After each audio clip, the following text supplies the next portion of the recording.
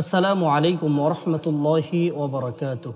কাছে কিংবা দূরে যে যেখান থেকে আলোচনাটি দেখছেন, প্রিয় দর্শক সকলকে আন্তরিক মোবারকবাদ ও কৃতজ্ঞতা জানাই। প্রিয় দর্শক, একজন মানুষ আর একজন মানুষকে বিভিন্ন বিপদে সহায়তা করা, এটা কত বেশি ফজিলতপূর্ণ তা।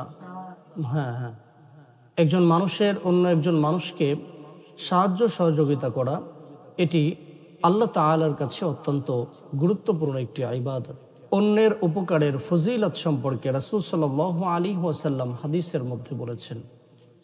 বিখ্যাত সাহাবী হযরতে আনাস রাদিয়াল্লাহু তাআলা আনহু থেকে বর্ণিত, তিনি বলেছেন, নবীজি সাল্লাল্লাহু আলাইহি ওয়াসাল্লাম বলেছেন যে, আমার কোনো উম্মত যদি অপর কোনো উম্মতের কোনো প্রয়োজন পূরণ করে এবং সে যদি এই উদ্দেশ্যেই এই কাজটি করে থাকে যে ওই ব্যক্তিকে সে আনন্দ দিবে, ওই ব্যক্তিকে সে সন্তুষ্ট করবে, নবীজি সাল্লাল্লাহু আলাইহি ওয়াসাল্লাম বলেন, তাহলে সে কেমন যেন আমাকেই সন্তুষ্ট করলো।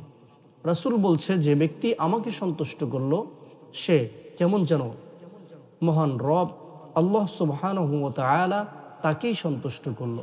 নবীজি বলছেন যে যে ব্যক্তি আল্লাহ তাআলাকে সন্তুষ্ট করবেন, আল্লাহ রব্বুল আলামিন তাকে মৃত্যুর পরে জান্নাত দান করে দিবেন। সুবহানাল্লাহ।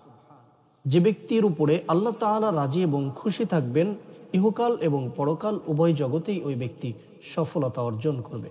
আসুন আমরা পরোপকারী হই এবং এক মুসলিম অপর মুসলমানের সর্বদাই কল্যাণ কামনা করি। আল্লাহ তাআলা আমাদের সকলকে পরোপকারী মুমিন হওয়ার তৌফিক দান করুন। আমিন।